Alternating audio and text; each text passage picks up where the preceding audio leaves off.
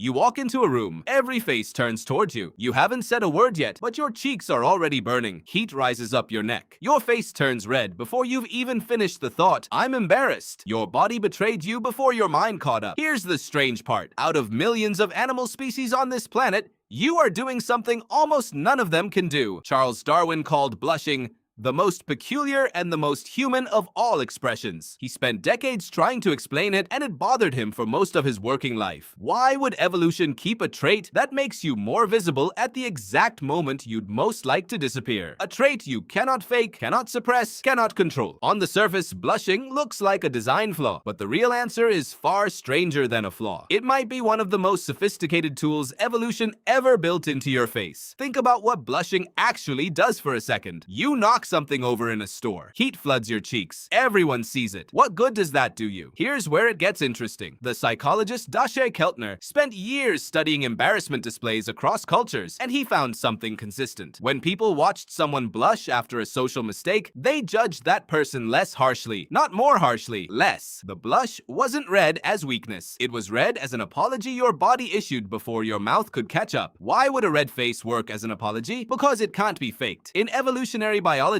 a signal only matters if it's expensive or impossible to counterfeit. Words are cheap. Anyone can say, I'm sorry, and not mean it. But nobody can consciously trigger blood vessels in their face to dilate on command. Your sympathetic nervous system controls blushing, the same system that controls your heartbeat and your pupils, completely outside your conscious will. That's exactly what makes it valuable. A blush is a signal your body sends that your mind cannot forge. Picture your ancestors for a moment, living in small, tightly bound groups where everyone knew everyone. In that world, reputation wasn't a nice to have, it was survival. If the group decided you couldn't be trusted, you didn't just lose social standing. You lost access to food sharing, protection, mates, everything. Now imagine you'd made a mistake, broken a rule, embarrassed yourself in front of the group. How could anyone know you actually felt bad about it rather than just performing regret to avoid punishment? The psychologist Chris Thorstenson ran an experiment to test exactly this question. His team showed participants photos of people after they'd been caught in an embarrassing or dishonest situation, some blushing, some not. Across the board, people rated the blushing faces as more sincere and more deserving of forgiveness. When the researchers pushed further and paired blushing with expressions like anger, blushing still increased trust. The blush overrode almost everything else on the face. It was functioning like a built-in lie detector for your own remorse, one your ancestors' entire tribe could read instantly. There's a study out of the Netherlands that makes this even more concrete. Researchers ran an economic trust game where some participants were caught cheating. The ones who blushed after being caught were,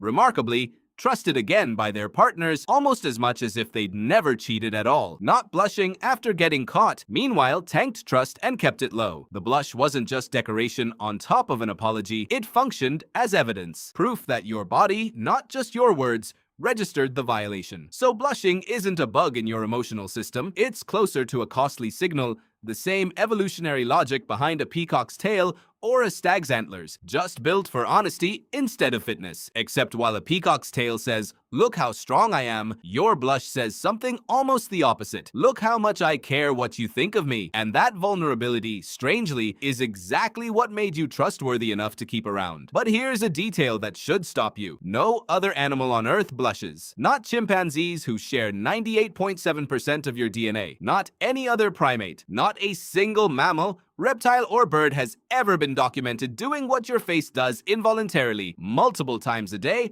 sometimes over something as small as a compliment. Why would this trait be uniquely human? The likely answer connects to something else that makes humans strange among animals. The sheer size and complexity of your social groups, combined with your capacity for self-consciousness. Blushing requires something most animals don't have: an awareness of being watched and a concern for how you appear in someone else's mind. Some researchers call this the audience effect. You rarely blush completely alone in the dark, with nobody watching. You blush when you're seen, or even when you imagine being seen. That's not an accident. It suggests blushing evolved specifically for an audience because your survival, unlike a chimpanzee's, depended on managing an incredibly dense web of reputations, alliances, and social debts. Now here's the modern mismatch, and it's a strange one. Your ancestors blushed in front of maybe a few dozen people over an entire lifetime who genuinely mattered to their survival. You blush on video calls, in group chats, in comment sections, sometimes in front of thousands of strangers you'll never meet and whose opinion has zero bearing on whether you eat tomorrow. Your blush response hasn't recalibrated for scale. It still fires exactly as hard for an audience of 3,000 as it did for an audience of 30 because your nervous system has no concept of thousands of strangers. It only knows being watched, and being watched, to your ancient wiring, always meant something was at stake. This also explains something people rarely connect. Why does public speaking anxiety feel so disproportionate to the actual danger? Nobody in that room can physically harm you, but to the part of your brain running blushing's ancient program, standing in front of a crowd looks identical to standing in front of your entire tribe at the exact moment your reputation could be made or destroyed. Your blush isn't malfunctioning when it fires in a boardroom or a classroom, it's running flawlessly, just for a world that no longer exists at that scale. There's something worth sitting with here. Blushing might be the most literal, visible proof you'll ever get that you are a fundamentally social creature, wired at the level of your involuntary nervous system to care what other people think. You can't opt out of it through willpower because it was never designed to be optional. It was designed to be unfakeable, and unfakeable things, by definition, can't be turned off just because you'd like them to be. So the next time your face turns red in front of a room, or on a call, or after tripping in public, remember what your ancestors' entire social survival once depended on. That flush isn't weakness. It isn't your body failing you. It's one of the most sophisticated, tamper-proof signals your species ever evolved, still running exactly as designed in a world your ancestors never could have imagined watching you. You walked into a room, every face turned toward you, and before your mind even finished the thought, your body had already told the truth.